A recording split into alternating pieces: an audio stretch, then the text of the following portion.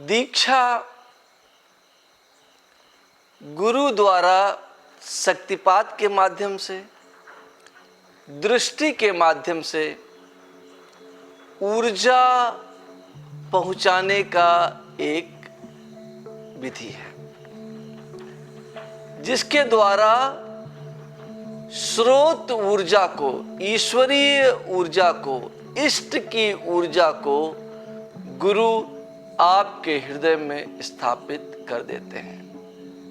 यह एक अग्नि बिंदु के समान होता है और जैसे जैसे आप अपने मंत्रों का जप करते जाते हैं वैसे वैसे यह ऊर्जा विकसित होती जाती है और एक विशाल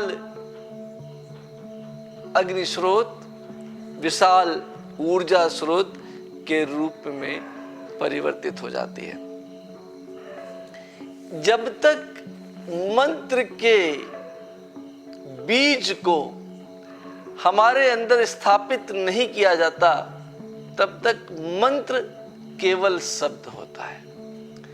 जब उसके ऊर्जा स्रोत को, ऊर्जा बिंदु को हमारे हृदय में स्थापित कर दिया जाता है तो स्वतः इष्ट हमारे हृदय में स्थापित हो जाता है और तभी मंत्र जप का आपको पूर्ण लाभ प्राप्त होता है। मंत्र जप के बड़े नियम हैं, जैसे मंत्र के लिए विनियोग किया जाता है, उनके लिए न्यास किया जाता है, कर न्यास, अंग न्यास, ऋषि न्यास, मातृका न्यास, शरीर न्यास, अक्षर न्यास इत्यादि न्यासों को करते हुए हम इष्ट का ध्यान मंत्र करते हैं।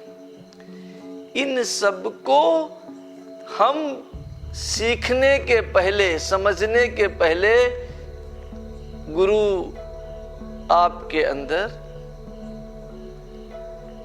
इष्ट की ऊर्जा को स्थापित कर देता है।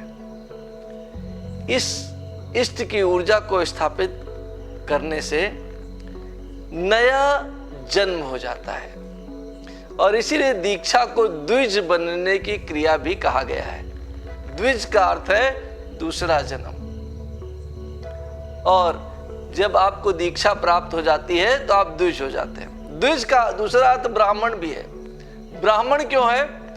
ब्राह्मण में दो तरीके के लोग होते हैं। एक वो जिन्होंने जनेऊ धारण कर रखा है, जिन्होंने जनेऊ धारण कर रखा है वही ब्राह्मण है, उसके पहले वो ब्राह्मण नहीं है, उसके पहले वो द्विज नहीं है।